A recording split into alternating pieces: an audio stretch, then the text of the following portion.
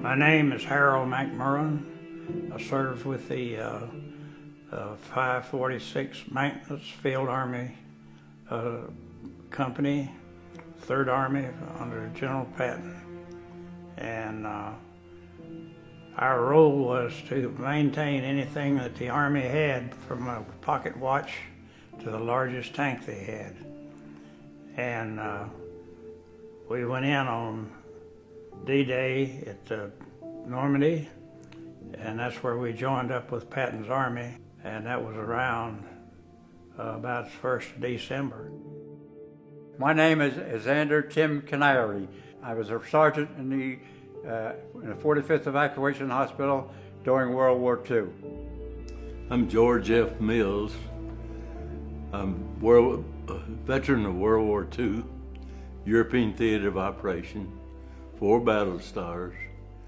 I landed at Omaha Beach, and I was under General George Patton from the beach to Paris. And we assembled on the west side of Paris. We thought we was going to have to defend it, take it, and the Germans withdrew, so we didn't have to fight to liberate Paris. So we marched from the Arc de Triomphe to Notre Dame Church. Then I went with General Hodges through the rest of northern France into Belgium, Luxembourg, all through Belgium and Luxembourg.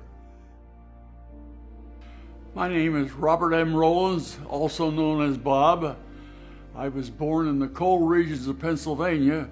We invaded on June, whatever year it was. I was to string telephone lines from the headquarters to the infantry battalions, divisions. And the second day, that man was killed, so I had to take his place. And I said, I can't go there. I'm limited service. I have poor eyesight. That's okay, we'll give you 2 pair of glasses. The 15th of December, the battle started for Metz, and Patton pushed everything he had into the Battle of Bastogne. And we were, the weather had turned sour. Worst winter I've ever suffered through in my life. The Army had not been prepared for the clothing to make us very efficient. We was trying to keep from freezing to death. We came through France, Belgium, Germany. We had a problem with the Battle of the Bulge in Eupen.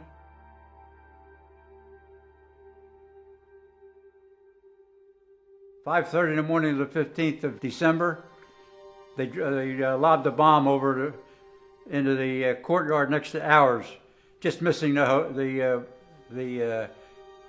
hospital. I was awakened with rockets and artillery, and I went back up with the company.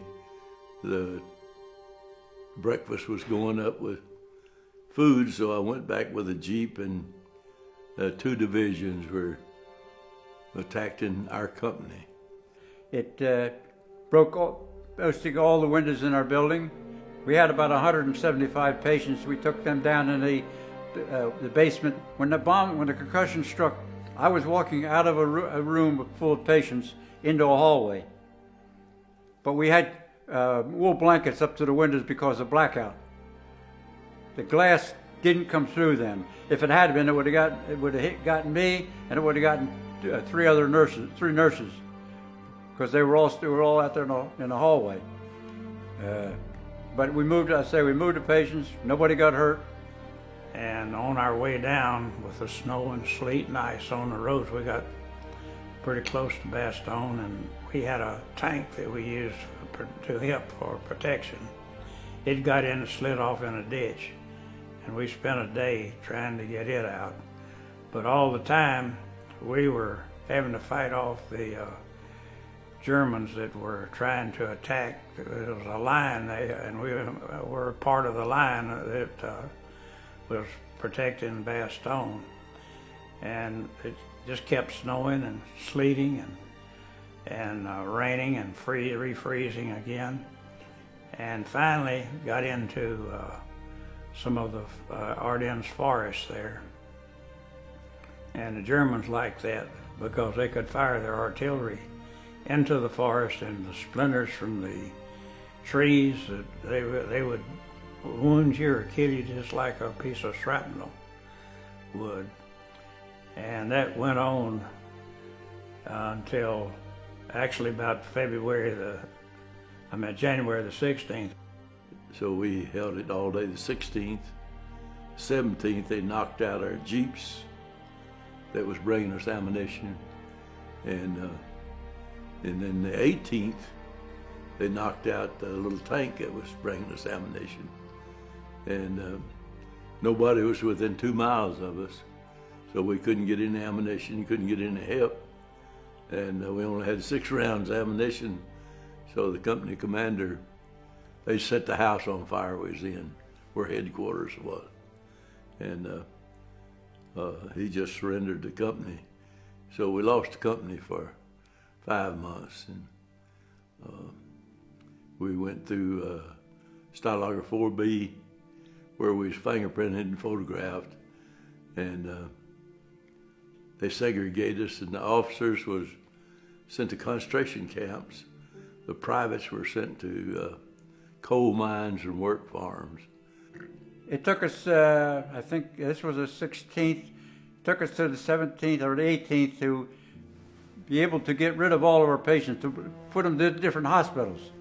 We sat in the trucks there for a couple of hours, and they came up, brought us back to Eupen, to the same building. So we started cleaning it up and fixing it up so we opened up again, I think, I'm not sure, I think we opened up on the 19th of December. Then we started taking patients. Naturally we were taking gunshot wound patients, but we also had a big problem with patients with frostbite, fingers, toes, feet.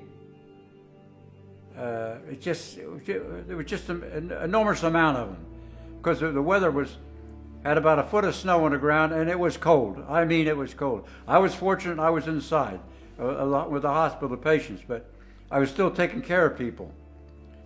Finally, the weather broke it was in January, somewhere around 5th or 10th, and the P-47s mostly, where they were tank busting, had ammunition bust tanks with. And they came in and they did a fine job on holding the tanks back while our infantry made its advance, and we were still trying to keep them freezing to death. And at the end of it, the weather had put as many men out of action as the German army had. But we eventually got the situation in hand, and then they pulled my outfit out and sent us down to Marseille, France to go to the Pacific to fight, which didn't set very well for that, but we was there long enough. They dropped a couple of bombs and they sent us home. But that's my take on the Battle of the Bulge for my company. I was then a forward observer carrying a SCR 300 radio on my back, weighed about 40 pounds, and I traveled then with an officer. And we would travel then with a line company or an infantry company, and we would, if they needed some smoke screen, we would wire back to our gun placements, and they would throw the white phosphorus, which would burn a hole through you if you ever come in contact with it. And also, if it was a close support, we would fire high explosives. We were not in any special division or anything. We would be transferred from division to division wherever we were needed. So we were on the call and on the run almost 24 hours a day. I did receive a commendation and got a Bronze Star for that. We kept being transferred wherever we were needed, and I had several forward observers that were killed, and I just being the radio man, but I was the only one that lasted throughout the whole operation. In fact, one of the lieutenants asked me how I could run so fast with that radio on my back. I said, well, if you were scared, you'd run too. You couldn't dig a foxhole. You might dig a small slit and get in it, but the snow is deep enough you could hide yourself in the snow, because the snow was approximately 3 feet deep. Your body heat was the only thing that kept you warm, because I don't believe that the temperature got above zero for maybe 2, maybe 3 weeks. And the big thing was that people's feet were freezing. But I had an extra pair of socks. And so when my feet got damp, I would take that pair of socks, pull them off. I had another dry pair, put them on, put around my waist and dry them out so I'd have them for the next time. But it was a bitter, in other words, the GIs were about as mad at the weather as it was with the Germans. Then all the NCOs started marching towards Czechoslovakia, Stalag A-Day, and we got Czechoslovakia, and the Russian artillery was coming in, so we turned around and started back towards the American front, and we hit 2nd Armored. About 5 or 6 days of walking, and they liberated us. So we went from there to the little airport, and they trucked us back to Le Havre, France, and deloused us and showered us, and we went to Le Havre, and we caught the boat there, come home, and the European theater, the Germans surrendered. We was about halfway across the Atlantic.